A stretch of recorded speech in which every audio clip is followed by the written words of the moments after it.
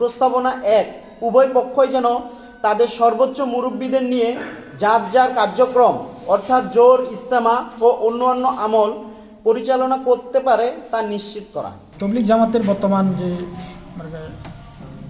পরিস্থিতি, এটা নিয়ে আমরা মূলত দায়ী করতেছি যে তৃতীয় পক্ষ, দাওয়াত তবলিগের মেহনতের দুই পক্ষের মধ্যে তৃতীয় পক্ষ উস্কানিমূলক কথার কারণে আজকে দাওয়াত তবলিগের মেহনত বিভেদ, মারামারি পর্যন্ত চলে গেছে।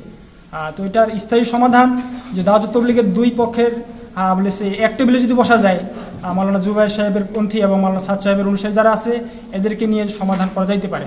এই বৈষম্য যদি বিরাজমান থাকে যায় আর এই অবস্থায় যদি ইজতেমা হয়, তাহলে দেখা যাবে যে সারা বিশ্বের দিকে যে মেহমানগুলো আসে তারা আসতে একটু ভয়ের মধ্যে থাকবে বা সংকটের মধ্যে থাকবে।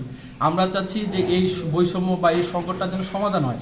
তবলিগ জামাতের মধ্যে যে একটা বৈষম্য সৃষ্টি হচ্ছে, যে এক পক্ষ বেশি সুবিধা নিচ্ছে আর এক পক্ষ একটু কম সুবিধা পাচ্ছে, এটা আমরা না চাই। আমাদের সবাই যেন সমভাবে সুন্দরভাবে দুই পক্ষের জন্য সুন্দরভাবে তাদের মেহনত বা তাদের কাজ চালায় যেতে পারে, এটাই চাই। 2018 সাল থেকে শুরু করে 2024 সাল পর্যন্ত অনেক অকাঙ্ক্ষিত ঘটনা ঘটে গেছে। এই ঘটনাগুলো আমাদের সামনে আসছে এবং এটা আমাদের কাছে মনে হইতেছিল এটা বৈষম্য হচ্ছে। এই কারণে আমরা চাচ্ছিলাম যে এটা যেন বৈষম্য না হয়, দুই পক্ষ যেন ভালোভাবে আমল করতে পারে।